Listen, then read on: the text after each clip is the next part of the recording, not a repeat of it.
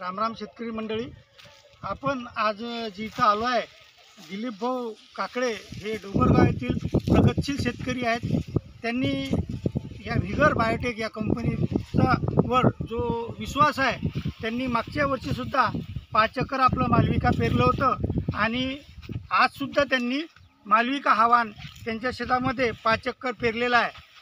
त्यांच्या गावामध्ये भरपूर लोकांनी ह्या मालविका वाण पेरलेला आहे, कारण की मागच्या वर्षीचा जो अनुभव होता तोच अनुभव त्यांनी वापरून या वर्षीसुद्धा मालविका मोठ्या प्रमाणामध्ये डोंगरगाव तालुका अकोला जिल्हा अकोला या गावचे हे प्रगतशील शेतकरी आहेत। तर आपण इथं पाहू शकता की मालविका जो वाण आहे या वाणामध्ये डांगा करते सोयाबीन, डांगाची संख्या भरपूर आहे आणि या वाणामध्ये 3 दाण्याचे शेंग असून गुच्छ टाईप माल आहे आणि प्रत्येक शेंग ही भरलेली आहे।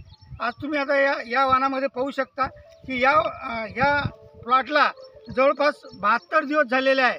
72 दिवस होऊनही सुद्धा या वाणामध्ये जे आता सर्वत्र पाहत आहोत की काही वाणं येलो मोजॅकला बळी पडलेले आहेत आणि पिवळे झाले आहे, पर्याय त्याच्या उत्पन्नात घट झालेली आहे। पण हा जो तुम्ही आता सर्वत्र प्लॉट पाहता तो हा प्लॉट पूर्ण हिरवागार आणि प्रशस्त दिसत आहे आणि या वाणामध्ये कीड आणि रोग हे सुद्धा नसून चांगल्या प्रकारे उत्पन्न येईल अशी दिलीप भाऊंना आशा आहे। काय म्हणणं तुमचं दिलीप भाऊ याच्याबद्दल? नाही, मागच्या वर्षी पण चांगलं झालं होतं, यावर्षी पण चांगलं होणार आहे, कारण की हे 10च्या 9 वरच पिकणार आहे आपल्याला सोयाबीन हे।